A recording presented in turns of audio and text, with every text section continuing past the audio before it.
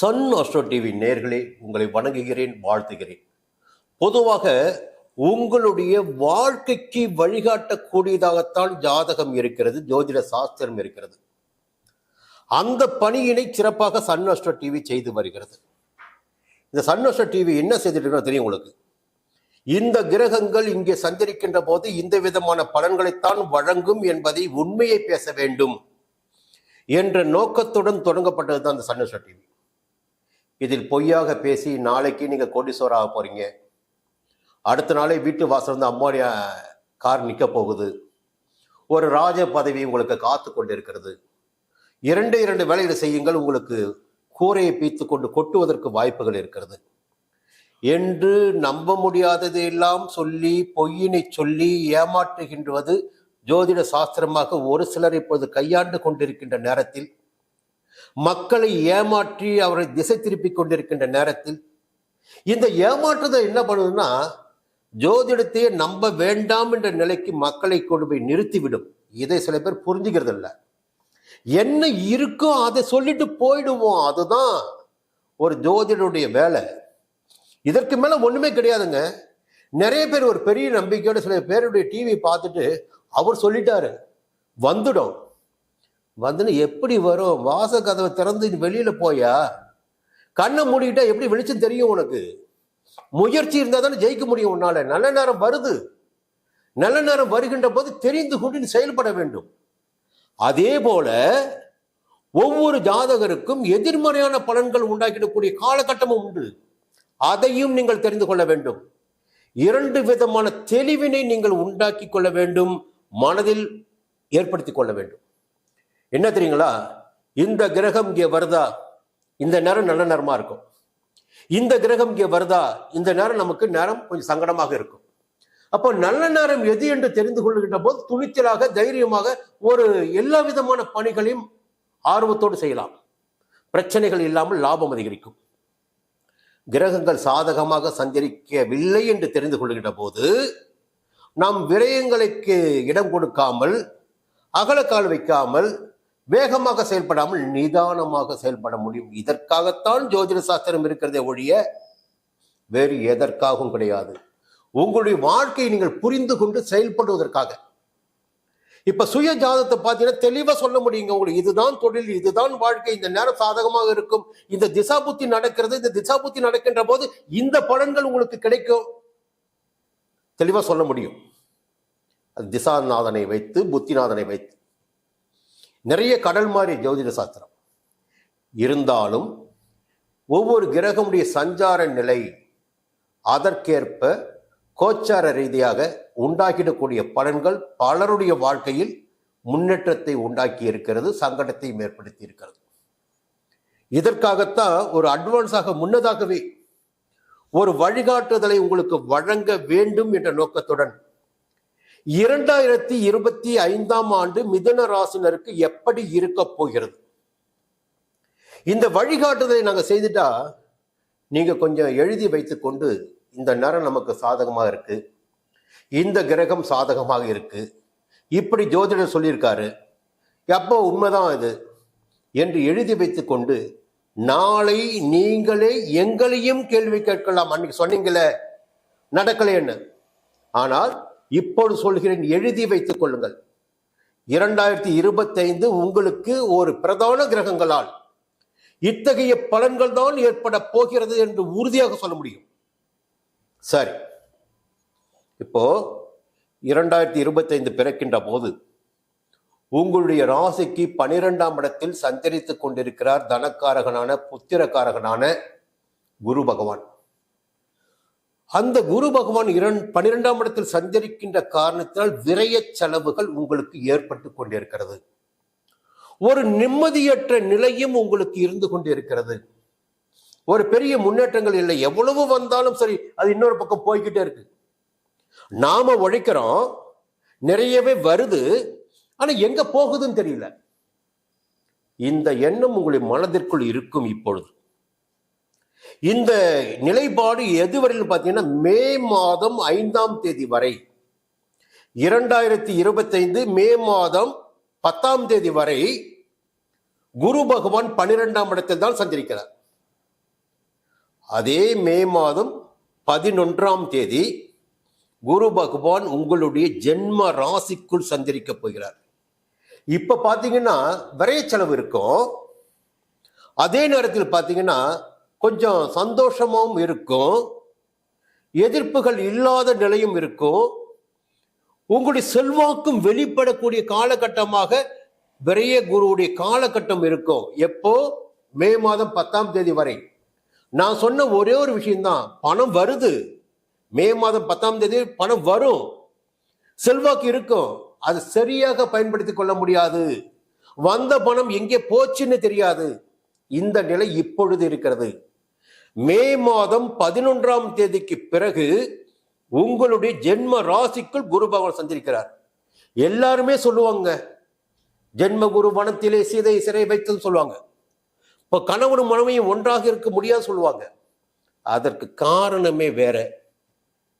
என்ன வேறன்னா, எப்பொழுது ஜென்மஸ்தானத்திற்குள் குரு பகவான் வருகிறாரோ அப்பொழுது உங்களுடைய செல்வாக்கு அதிகரிக்க ஆரம்பித்து விடும், உங்களுடைய செயல்கள் வேகம் எடுக்க ஆரம்பித்து விடும். உத்தியோகத்தில் இருந்தால் பதவி உயர்வு, எதிர்பார்த்த இடமாற்றம் கிடைக்கும். சுயமாக தொழில் செய்து வந்தால் வெளியூரில் கிளைகளை ஆரம்பிக்க வேண்டிய நிலை ஏற்படும், இல்லை விரிவு செய்வீங்க. அதன் காரணமாக குடும்பத்தை விட்டு தள்ளி இருக்க வேண்டிய நிலையும் ஒரு சிலருக்கு ஏற்படும் ஜென்மகுருடைய காலத்தில். இதுதான் உண்மை. ஆனா அந்த ஜென்மகுரு எவ்வளவு அதிர்ஷ்டத்தை கொடுப்பாத்தீங்களா? எழுதி வைத்துக் கொள்ளுங்கள், இது எவரும் சொல்ல விஷயம். அந்த ஜென்மகுரு தான் 5ஆம் இடத்தை பார்ப்பார். அது பூர்வ புண்ணிய பலன்களை முழுமையாக கொடுத்திடக்கூடிய காலகட்டம் ஜென்ம குருவின் காலகட்டம். குழந்தை பாக்கியம் இல்லாதவனுக்கு குழந்தை பாக்கியம் உண்டாகும். காதல் எண்ணமே இல்லாதவனுக்கு காதல் எண்ணம் ஏற்படும். புரியுங்களா? பூர்வீக சொத்துகளில் பிரச்சனைகள் இருந்தால் பிரச்சனைகள் தீர்விற்கு வரும். எல்லா விதமான நன்மை, குழந்தைகள் இருந்தால் அவர்களால் உங்களுக்கு பெருமை உண்டாகிடக்கூடிய நிலை ஏற்படும். நிறைய பேர் பார்த்தீங்கன்னா இந்த திருமணம் தள்ளி போயிட்டே இருக்கும். ஜாதகம் பார்க்குறோம் பார்த்துக்கிட்டே இருக்கும். ஆனால் ஜென்மகுரு வருகின்ற காலகட்டத்தில் பார்த்தீங்கன்னா நிச்சயமாக திருமணம் நடக்கும். அது ஆணாக இருந்தாலும் சரி, பெண்ணாக இருந்தாலும் சரி. அந்த யோக காலகட்டமும் இருக்கிறது. அப்போ மே மாதம் 11ஆம் தேதிக்கு பிறகு அக்டோபர் மாதம் 8ஆம் தேதி வரை, என்ன 2025 5 மாதங்கள் தான் குரு பகவான் ஒரு ராசிக்குள் இருக்கிறார், குறிப்பாக மிதுன ராசிக்குள். ஆச்சுங்களா? அதன் பிறகு பார்த்தீங்கன்னா பாக்கியஸ்தானத்திற்கு குரு பகவான் பார்வை. அப்போ வீடு கட்டுகின்ற முயற்சி வெற்றியாகும். தெய்வஸ்தலங்களுக்கு சென்று வேண்டுதலை நிறைவேற்றி கொள்ளக்கூடிய நிலை ஏற்படும். குடும்பத்தில் ஒரு ஒத்துழைப்பு இருக்கும். ஒரு அற்புதமான காலகட்டமாக அக்டோபர் மாதம் 8ஆம் தேதி வரை இருக்கும். அதன் பிறகு பார்த்தீங்கன்னா அக்டோபர் 9 முதல் 2ஆம் இடமான தன குடும்ப வாக்குஸ்தானத்தில் உச்சமாக சஞ்சரிக்க போகிறார் குரு பகவான். அந்த காலகட்டமும் மிக அற்புதமான காலகட்டமாக உங்களுக்கு இருக்க போகிறது. இப்ப மிதுன ராசினுக்கு இது மிகப்பெரிய யோகமான காலம் 2025. அப்ப 2ஆம் இடத்தை சஞ்சரிப்பவர் 6ஆம் இடமான ருண ரோக சத்துருஸ்தானத்தை பார்க்கின்ற போது எதிரிகளே இல்லாத நிலை உங்களுக்கு ஏற்படும். அது வழக்குகளாகட்டும், அரசியலாகட்டும், தொழிலாகட்டும், வியாபாரமாகட்டும், எதுவாக இருந்தாலும் எதிரிகளே இல்லாத நிலை உங்களுக்கு ஏற்படும். முதலில் உங்கள் உடம்புக்குள் ஒரு தைரியம், தன்னம்பிக்கை, துணிச்சல், நோய்கள் இல்லாத நிலையெல்லாம் ஏற்படும். வழக்குகள் இருந்தால் வழக்குகள் வெற்றியாகும். 8ஆம் இடத்தை பார்க்கின்ற போது ஆயுள் மீது இருந்த அச்சம் போகும். புகழை, செல்வாக்கை, அந்தஸ்தை குறைத்த நபர்களிடமிருந்து விடுபட்டு மீண்டும் உங்களுடைய அந்தஸ்தை அதிகரித்துக் கொள்ள முடியும். செய்து வருகின்ற தொழிலில், பார்த்து வருகின்ற உத்தியோகத்தில் இருந்த பிரச்சனைகள் விலகி அனைத்திலும் லாபத்தை ஏற்படுத்திக் கொள்ள முடியும். அப்ப குரு பகவானின் சஞ்சார நிலை 2025 உங்களுக்கு இப்படித்தான் இருக்கிறது. இதற்கு மேல ஒரு விஷயம் இருக்குங்க. சுபகிரகத்தை பத்தி சொல்லியாச்சு. இதற்கு மேல ஒரு விஷயம் என்னன்னா, சனி கொடுப்பதை எவராலும் தடுத்து விட முடியாது சொல்லலாம். ஜீவனக்காரகன், தொழில்காரகன், புரியுங்களா? அரசியலில் செல்வாக்கையும் அந்தஸ்தையும் கொடுத்திடக்கூடியவன் சனி பகவான். அந்த சனி பகவான் இப்போது சஞ்சரிக்கின்ற இடம் பாக்கியஸ்தானமான 9ஆம் இடம் 2025. திருநள்ளாறு சனி பெயர்ச்சி கணக்கீட்டின்படி 2025 முழுவதும் சனி பகவான் சஞ்சரிப்பது கும்பராசியில் மட்டும்தான். கும்பராசி சஞ்சரிப்பது மட்டும் கிடையாது, அதுவே ஒரு ஆதாய யோகம் உங்களுக்கு. அதற்கு மேல பார்த்தீங்கன்னா அவருடைய பார்வைகள் எங்கே விழுகிறது என்றால் 3ஆம் இடமான முயற்சி ஸ்தானத்தில். எடுக்கின்ற முயற்சிகள் எல்லாம் வெற்றியாகும் மிதுன ராசினருக்கு. வேலைகள் எல்லாம் லாபம் கிடைக்கும். எல்லாவற்றுக்கும் மேலாக உங்களை கண்டு மற்றவர்கள் அச்சப்படக்கூடிய அளவிற்கு உங்களுடைய வளர்ச்சி இருக்கும். 6ஆம் இடத்திற்கு சனி பகவான் பார்வை. அப்போ உடல்நிலை சீராகும், எதிர்ப்புகள் அறவே போகும், செல்வாக்கு உயரும், வழக்குகள் சாதகமாகும். இந்த நிலை 11ஆம் இடத்திற்கும் சனி பகவானின் பார்வை. இப்ப வருமானம் அதிகபட்சமாக இருக்கும். வருமானத்திற்கு இந்த 2025 சனி பகவான் உங்களுக்கு 100% யோக பலன்களை வழங்கிட இருக்கிறார். அதற்கு மேல பாத்தீங்கன்னா ராகு பகவான் 10ஆம் இடத்தில் சஞ்சரித்து கொஞ்சம் தொழிலில் சின்ன சின்ன தடைகளை உருவாக்கி வந்த நிலையில் மே மாதம் 27ஆம் தேதி பாக்கியஸ்தானமான 9ஆம் இடத்தில் சனி பகவானுடன் இணைந்து சஞ்சரிக்க இருக்கிறார். அப்போ இப்பொழுது தொழிலில் இருக்கின்ற சங்கடங்கள் 27/5க்கு பிறகு மாறுபடும். இன்னொரு பக்கம் பார்த்தீங்கன்னா இப்ப கேது பகவான் 4ஆம் இடத்தில் சஞ்சரித்து குடும்பத்தில் குழப்பம், உணவில் சோர்வு, அலைச்சல், எவ்வளவோ உழைப்பு என்ற நிலையெல்லாம் இருந்து கொண்டிருக்கின்ற நிலையில் மே மாதம் 27ஆம் தேதி முதல் முயற்சி ஸ்தானமான 3ஆம் இடத்தில் சஞ்சரிக்க போகிறார். இதற்கு மேல வேற என்னங்க யோகம் வேணும்? இந்த காலத்தை விட்டா 2025 விட்டா மிகப்பெரிய யோக காலம் என்பது எப்பொழுது உங்களுக்கு வரும் என்று பிறகுதான் பார்க்கணும். இது மிகப்பெரிய யோக காலம். 3ஆம் இடத்தில் கேது பகவான் சஞ்சரிக்கின்ற போது முயற்சிகள் எல்லாம் வெற்றியாகும். அந்த 3ஆம் இடத்திற்கு சனி பகவான் பார்வை இருக்கிறது. உங்களை எவராலும் எந்த விதத்திலும் மாற்றம் செய்து விட முடியாது. உங்கள் செல்வாக்கை குறைத்து விட முடியாது. உங்களுடைய தொழிலில் மாற்றத்தை உண்டாக்கி விட முடியாது. அத்தனை யோகமும் பலமும் சக்தியும் லாபமும் நிறைந்த ஆண்டாக 2025 மிதுன ராசினரன் உங்களுக்கு இருக்கிறது. இதற்கும் மேலாக உங்களுடைய 3ஆம் இடத்தின் அதிபதி சூரிய பகவான் இந்த 2025 பங்குனி மாதம், சித்திரை மாதம், ஆவணி மாதம், கார்த்திகை மாதம், இந்த 4 மாதங்களில் அற்புதமான யோகமான அதிர்ஷ்டமான செல்வாக்கான பலன்களை வழங்கி இருக்கிறார். இதுவும் உங்களுக்கு யோகம். இதைவிட ஒரு நல்ல காலம் நமக்கு கிடைக்குமா என்பது நமக்கு தெரியாது. ஜோதிடத்தை பார்க்கணும், பஞ்சாங்கத்தை பார்க்கணும். ஆனால் இந்த 2025 மிதுன ராசினருக்கு உச்சத்தை தொடுகின்ற காலமாக இருக்கும். வளர்ச்சியினை காணக்கூடிய காலகட்டமாக இருக்கும். மீண்டும் அடுத்த பதிவில் சந்திக்கிறேன்.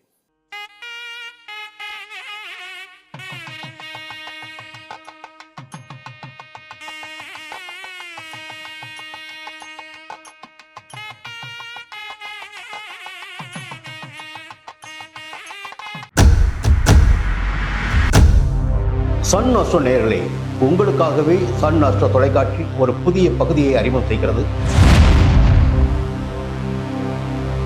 உங்களுக்கு ஜாதகம் பார்க்க வேண்டும், உங்களுடைய எதிர்கால பலன்களை தெரிந்து கொள்ள வேண்டும், திறமையான ஜோதிடர்கள் வழியாக அதை தெரிந்து கொள்ள வேண்டும் என்ற எண்ணம் சிந்தனம் இப்போது மேலோங்கி இருக்கு. அதற்கு வழிகாட்டுதலாக சன் அஸ்ட்ரோ டிவி ஒரு புதிய ஆப்பினை உங்களுக்கு அறிமுகம் செய்ய இருக்கிறது.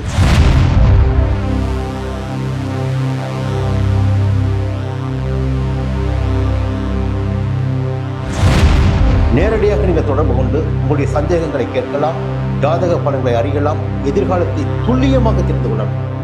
அந்த அளவிற்கு ஒரு புதிய ஆப்பினை பிரபலமான ஜோதிடர்களை வைத்து சன் அஸ்ட்ரோ தொலைக்காட்சி விரைவில் தொடங்கிட இருக்கிறது. அதற்கு உங்களுடைய ஒத்துழைப்பினை வழக்கம் போல் எதிர்பார்க்கிறேன். மீண்டும் அது பற்றிய விரிவான தகவலை உங்களுடன் பகிர்ந்து கொள்வேன். அதுவரை உங்களிடம் விடைபெறுகிறேன். நன்றி, வணக்கம்.